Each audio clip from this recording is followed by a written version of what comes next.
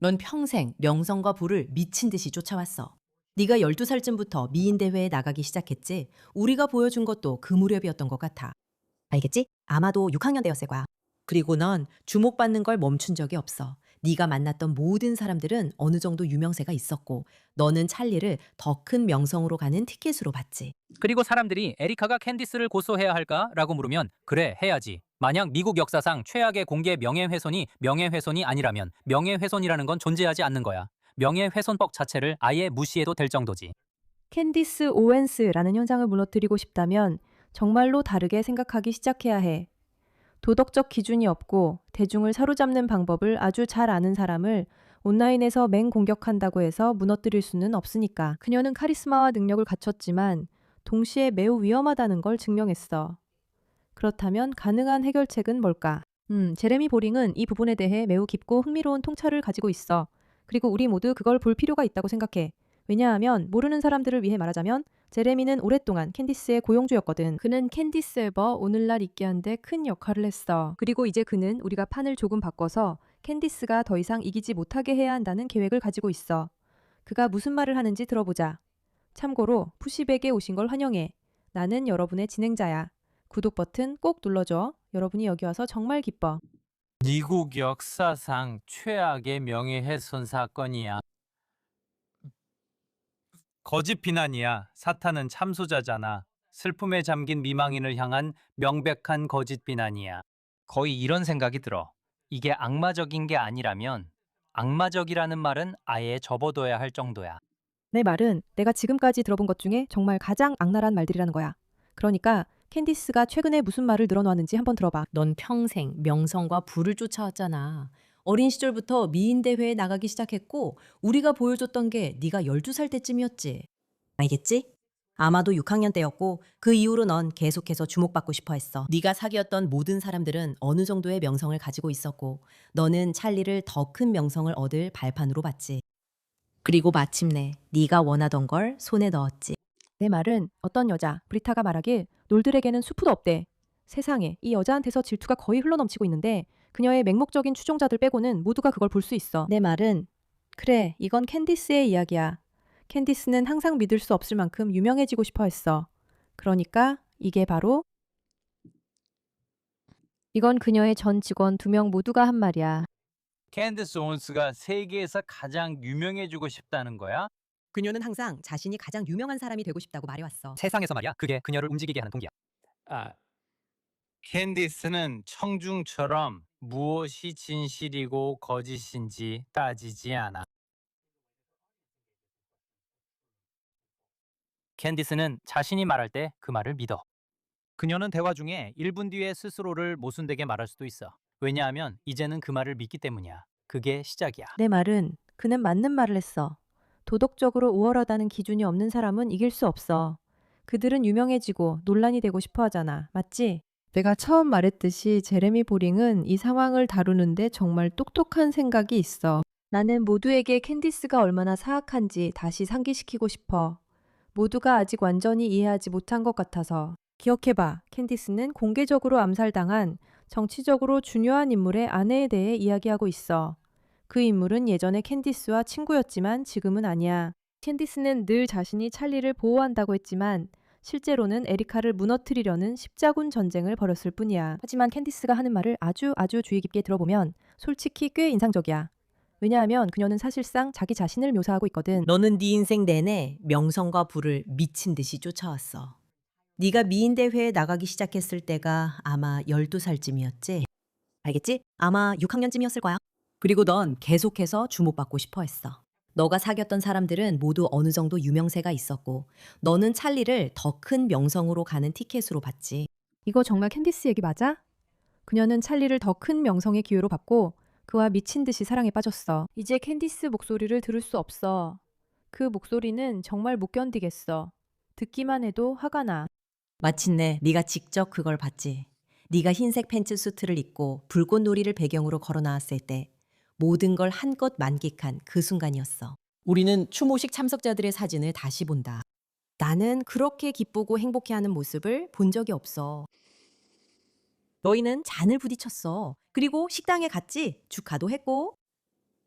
마침내 에리카, 드디어 내 차례가 온 거야. 수십 년 동안 노력한 끝에 너는 마침내 주목을 받게 되었고 모두가 너를 사랑했어. 브랜드, 상품화, 티셔츠. 너는 그 줌회의에 참가했지? 판매가 엄청났어. 5만 장의 티셔츠가 팔렸고 그 수익은 나와 찰리 커크쇼 팀이 찰리를 위해 소유한 LLC로 다시 들어갔지. 찰리를 위해서. 그리고 어쩌면 찰리에게 진짜 친구가 있었기 때문에 모든 게 무너진 거야. 그게 짜증나는 거야. 나는 바나나야. 나는 유일한 존재야. 그는 그냥 티셔츠만 팔고 넘어가거나 정부에서 나온 쓰레기 같은 걸 팔고 넘어가는데 만족하지 않는 진짜 친구가 있었어. 내 말은 너는 지금 이 부분에서는 눈치채지 못하겠지만 그녀는 곧 그걸로 광고를 할 거야. 왜냐하면 그녀는 이런 에피소드들로 수백만 달러를 벌어왔거든. 하지만 그녀가 그 돈을 벌었다는 사실에 대해서는 말하지 않을 거야. 절대 아니지. 여기서 문제는 에리카가 티셔츠를 팔아서 돈을 좀 벌었을 수도 있다는 거야. 이 주장에 속을 만큼 멍청한 사람이 있다면 기억해. 터닝포인트 USA가 파는 티셔츠가 뭐지? 찰리의 삶과 신념을 기리는 티셔츠야. 이 여성이 팔고 있는 건 광고가 아니야. 여러분이 이걸 하거나 이걸 사라고 하는 게 아니잖아. 아니, 그들은 찰리의 사명을 팔고 있었고 그걸 파는데 성공하고 있었어. 그리고 그녀는 그걸 축하하고 있었지. 그녀는 그럴 자격이 있어. 돈이 중요한 게 아니었어. 에리카에게 그건 단 한 번도 돈 문제가 아니었다고 생각해. 그것은 사명과 성공, 그리고 그 흥미로움에 관한 것이었어. 사람들은 터닝포인트 USA를 지지할 뿐 아니라 상품도 공개적으로 착용했지. 그건 우리가 함께 사명을 하고 있다는 증거야.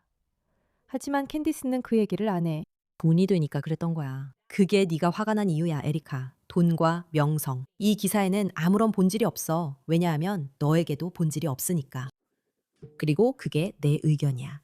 네가 상처받으라는 게 아니라 네가 스스로도 모르는 성격상의 결함이 있다는 걸 내가 보여주는 거야. 잠시 후에 다시 돌아오겠습니다. 봤어요? 광고 후에 다시 돌아오겠습니다. 역겨워요. 저 여자는 정말 비열한 인간이에요. 진짜로 저 여자가 나를 화나게 해요. 제레미 보링의 말을 들어봅시다. 그는 캔디스 문제 해결 방안을 이야기하려 왔으니 꼭 해결해야 합니다. 미국 역사상 가요. 허위 비난입니다. 사탄은 참소자죠. 슬픔에 잠긴 미망인을 향해 명백한 허위 비난을 하고 있습니다. 이게 악마적인 게 아니라면 악마적이라는 말은 아예 접어둬야죠. 명예훼손도 마찬가지예요. 사람들이 말하길 에리카 커크가 캔디스 오웬스를 고소해야 하냐고 묻는데 네, 100% 고소해야 합니다. 캔디스 오웬스는 공개적으로 소셜미디어에서 모든 승리의 조건을 본인이 정할 수 있습니다. 그곳에서는 그녀를 이길 수 없습니다. 나르시시스트는 공개 담론에서 패배하지 않습니다. 왜냐하면 그들이 조건을 정하기 때문입니다.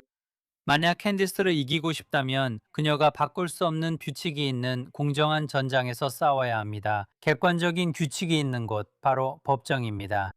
사람들이 에리카가 캔디스를 고소해야 하느냐고 묻는데 미국 역사상 최악의 공개 명예훼손이 아니라면 명예훼손은 존재하지 않는 겁니다.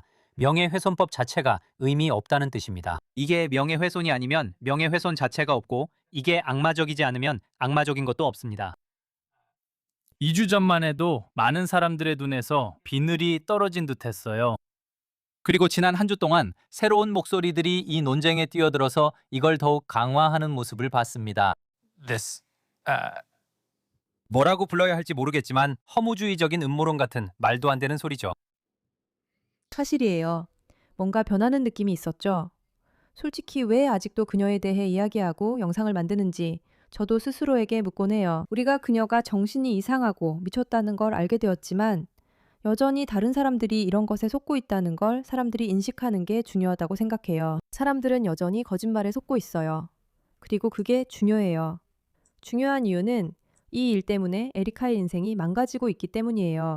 그리고 앞으로 점점 더 많은 사람들이 온라인상의 사람들에게서 뉴스와 정보를 접하게 되면서 우리가 반드시 지켜야 할 절대적인 의무는 온라인에 있는 목소리들이 혼란과 악의 그리고 도덕적 혼란만을 퍼뜨리는 것이 아니라 선한 일을 하도록 하는 거예요. 그 책임은 정말 막중해요. 우리는 사람들이 옳고 그름, 진실과 거짓, 조작과 진정성을 구별할 수 있도록 가르쳐야 할 의무가 있어요. 그리고 사람들이 이것을 아주 명확하게 볼 수 있을 때까지 우리는 계속해서 이 이야기를 해야 해요.